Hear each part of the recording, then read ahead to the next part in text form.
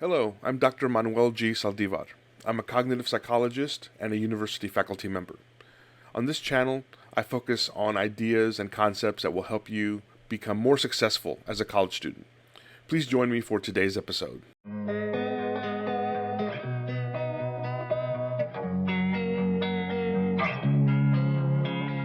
In this episode, we're looking at the topic of planning your future career.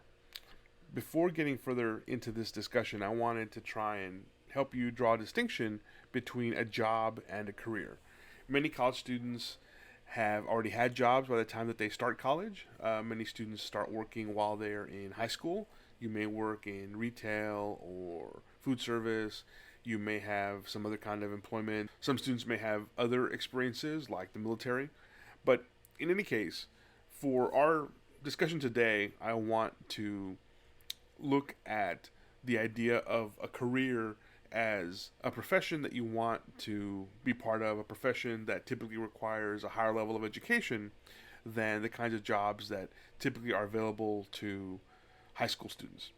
Presumably, that's why you're in college. You may have a job now that helps you support yourself or that helps contribute to the family income, but presumably you want something that pays better, that's more challenging, maybe that has more prestige or more status in society, so that you can both earn a good living but also hopefully do something with your life that you really enjoy, whatever that profession might be.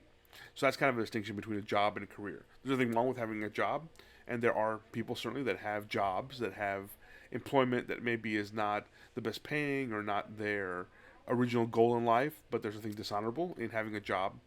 But if you really want to have a career, if you want to enter a profession that requires a lot of expertise, a lot of education, a lot of skills, and again, presumably that's why you're in college, then you want to be very careful and very strategic about thinking about how you plan your career. I want to talk about 4 myths related to careers that a lot of new college students in particular seem to come in with. This is not just based on my own experience, but on research. These 4 myths that students tend to have that often can get in the way of their career planning are a belief that because I'm getting a college degree, I won't have any problems making a lot of money. The thinking that I can only be happy if I can just find the one career that's right for me. Another myth is a belief that I can't get a good job if I don't have a certain major, if I don't get a degree in a certain subject. And then finally, there are some students who believe the myth that I should base my major on a particular hot career or profession that I've seen in the news that seems to be in demand at this particular moment. Let me address these myths individually. First, on the myth, I'm getting a college degree, so I'll have no problems making a lot of money. This, unfortunately, is not true. Certainly, there are a number of opportunities that are opened up for us, doors that open, metaphorically speaking, when we get a college degree, and there are some kinds of degrees in particular that can potentially pay better than others. But there's a lot more that goes into being able to enter a profession than just your college degree. Or to put it another way, your college degree is certainly a starting point for being able to enter a particular profession, but employers will expect you to have a lot of skills and experience that require you to do things, to go through preparation outside of just taking a bunch of classes. A common challenge many students have, for example, especially students that may come from a background where their parents aren't able to help them financially very much, or for whatever reason the student really needs to spend a lot of time working outside of their schoolwork. They may need to have part-time or even full-time jobs while they're attending college. What this often leads to is students who end up being commuter students. They will come to campus, go through their day, take 2 or 3 classes, whatever their class schedule is for a certain day, and then they'll leave when their last class is done because they have to go to work. Or they may have other commitments in their lives, like helping take care of younger siblings, helping take care of older relatives. There's nothing wrong with any of these things, of course. You have to live your life, whatever your life happens to be. But the problem here is, in many cases, if all you're doing is going to class, even if your grades are pretty good, you're going to put yourself in a situation where you will graduate from college without any pertinent experiences, without anything to show for your college time other than your grades. And many students think, well, I'm going to class, I'm taking the classes that I'm required to take for a particular major, I'm doing what people are telling me to do. How is that a problem? Well, it's not necessarily a problem, but it can put you at a disadvantage. If employers have two students in front of them that are applying for a job, both of them have a degree in whatever, both of them have relatively decent grades, but one only went to class, one only did schoolwork, as far as they can tell in this job application. If you are working part-time at a job that's unrelated to your future profession, if you're helping take care of siblings, other family members, that's certainly an honorable thing. Nothing wrong with that. But that's not something that employers will necessarily factor in when they're considering who they're going to hire. So if you're in that situation and you're competing against someone who has same degree from the same university, took the same classes, has similar grades, but they've also done an internship, they've also maybe worked with professors on research projects to help them get experience in that particular field, or they've done other things outside of going to class, that's an example of an advantage that a student can bring in to the workplace that will make them a very attractive job candidate. So you can get a degree in whatever, but there's no guarantee that you'll be hired, that you'll get a job in that field if you don't have these other skills, these other experiences that employers will often expect job applicants to have. So this is a myth. A particular degree certainly does not guarantee a job at all, never mind a well-paying job. Sorry for the interruption, but if you're enjoying this video, please like, subscribe, and click on the bell icon for notifications.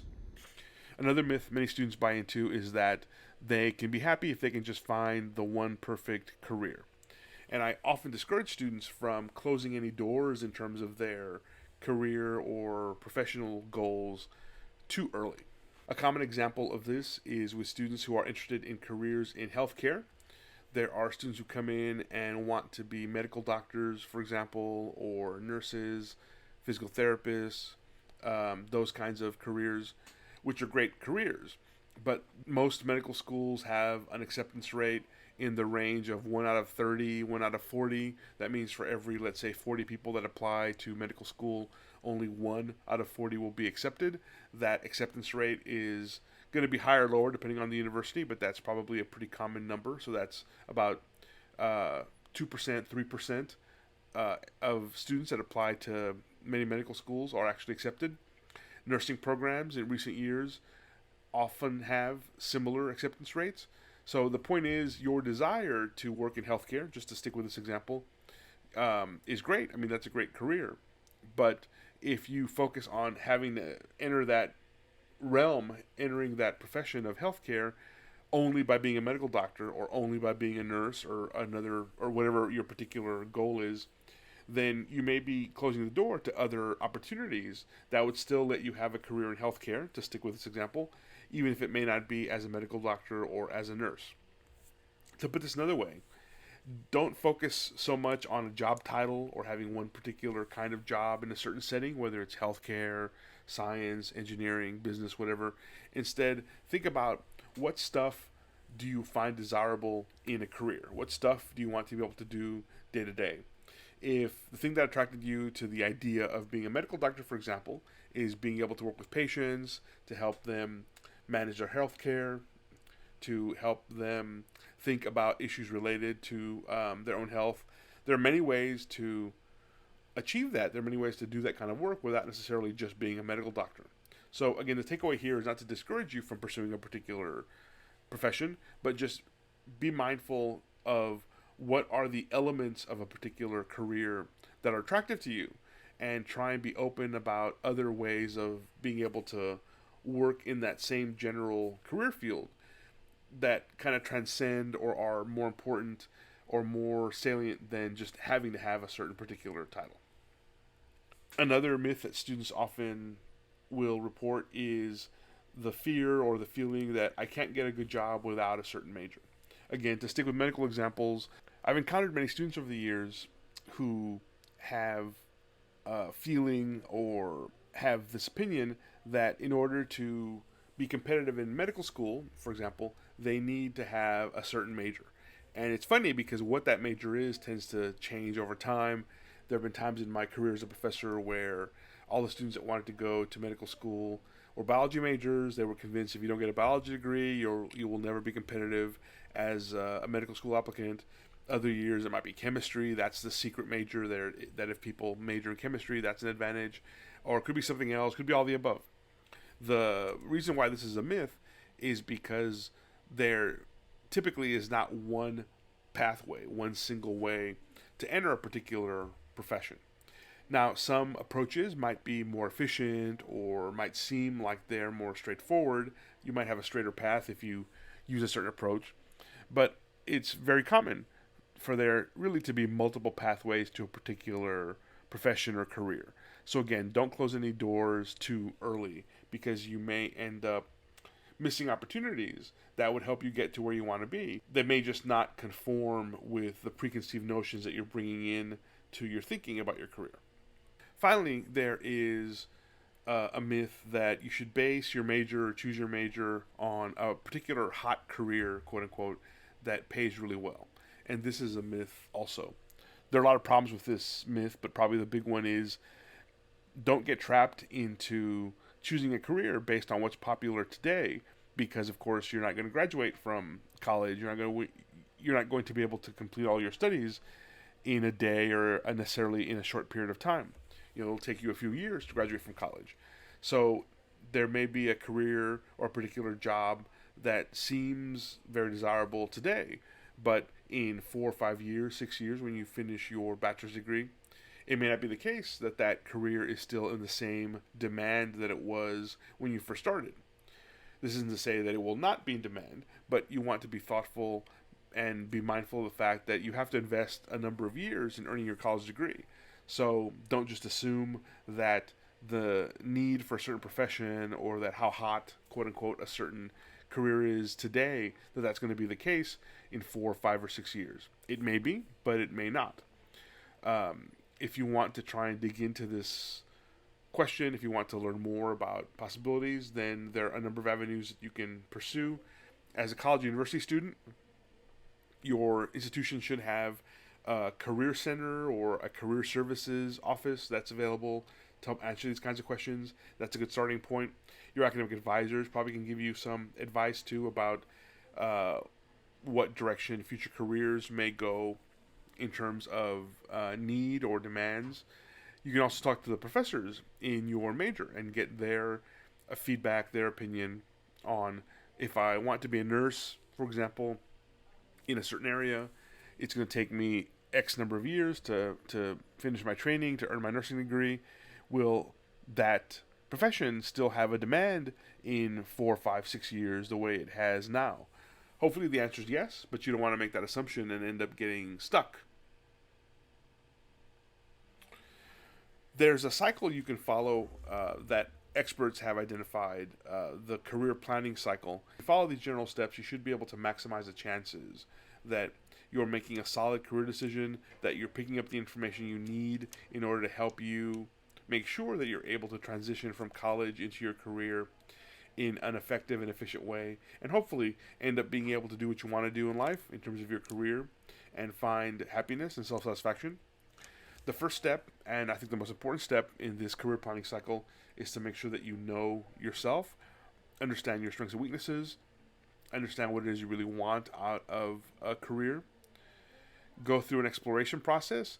Partially this is going to happen as a college student anyway. You'll take a number of different classes. You'll be exposed to different ideas. So this is part of your exploration in terms of what career makes sense for me. You want to then, after going through a period of exploration, start to focus in on, okay, I've been a student at college for 2 or 3 years. I have taken a bunch of classes. You may have come in wanting to pursue a certain career or desiring a certain major. You may have come in without any firm plans and have kind of found your major or found the area you want to pursue while you're in college. There's not a right or wrong. Either one will get you to the point where you then start to focus in on what exactly is the career or the profession that I want to enter. What do I have to do in order to be able to enter that profession? It's important then to go through a period of what are often called tryouts, which is where you are trying to find experiences, whether they're internships, part-time jobs, co-ops, other kinds of experiences you may have, even something as simple as shadowing a professional who's already working in a particular field, even if it's something as simple as attending a meet and greet that might be held at your campus by representatives of a certain company or a certain employer that's in a certain industry. But try out basically comes down to you'll have a real in-depth exposure to be able to understand what does it mean to work in a certain profession, in a certain career path. So you're not just making assumptions, you're not just kind of flying blind and going on things you've heard about the job or things you've seen on TV or in the media, but actually having firsthand knowledge from people in that field of what is it like to be a medical doctor, what's it like to be a nurse, what's it like to be an engineer. This is really the goal you should have for these tryout kind of activities. Then comes the job search. This typically will happen when you're close to graduating from college, or if you're in a career path where you need a graduate degree, a master's or a doctorate degree, depending on whatever your field is. Then the job search comes when you are ready to start looking for your first full-time job in your particular field or profession. And again, your university or college's career center or career services office can help you with this process. And then finally, even after you've landed your first job in your profession, you want to make sure that you keep growing. Your interests could naturally change over time, probably will naturally change over time. The stuff that's important to you in the workplace is going to evolve over the time period that you're working in your career. So again, as I've said before, don't close any doors. Don't be reluctant to have new experiences. You may find that there are some aspects of your career that you prefer over others, and that can help you over time shape the path you follow while you are a member of a certain profession. So to review our discussion today on planning your future career, we talked about the difference between a job and a career, and I introduced and tried to debunk 4 major career myths. The idea that a degree does not guarantee that you'll have a particular career, the idea that there is not one right career for everyone. Certain majors don't necessarily equate to a lot of money or guarantee a particular outcome. And no hot careers, quote unquote, are going to last forever. So the fact that a particular career might seem very desirable today, if it's going to take you another 3, 4, 5, 6 years to graduate from college, be mindful that by the time you finish that process, the landscape may have changed and you may not end up in a career that's particularly in demand by the time everything is said and done. So if you're making decisions based on what you really want to do versus what is hot, quote unquote, today, then that hopefully will maximize the chances that you really are pursuing a profession, a career that makes sense for you, that gives you satisfaction, rather than just chasing money. And then finally, I talked about the career planning cycle. It's 5 steps, beginning most importantly with knowing yourself, knowing who you are as a person, going through a process of exploration, then focusing in on a particular area, looking for what I call tryout opportunities, whether that's an internship, part-time job, shadowing a professional in that particular profession, other things you can do to give you a real insight, an in-depth look into a particular career profession. Then comes the job search whenever you're ready to begin looking for your first full-time position outside of college or graduate school, if you've gone to graduate school. And then finally, even after you enter a career and have your first job or series of jobs, be mindful about the need to keep growing. You can enter a profession or career and be perfectly happy doing it for several years and then want to try and do something different or explore some other aspect of that profession. That's perfectly natural. Don't close any doors too soon, because you may find yourself feeling like you're passing up opportunities to be happy, to have career satisfaction that would have come if you had just been a little more open to what you were looking for, what you needed in terms of your profession. I hope you found this information today helpful. If you enjoyed this video, I hope you'll click on the thumbs up icon below. And if you really enjoyed it, please subscribe to this channel and turn on notifications by clicking on the bell icon. YouTube will notify you of future videos added to this channel. Remember, college success is challenging. It takes work and effort, but it is certainly within your grasp. Good luck.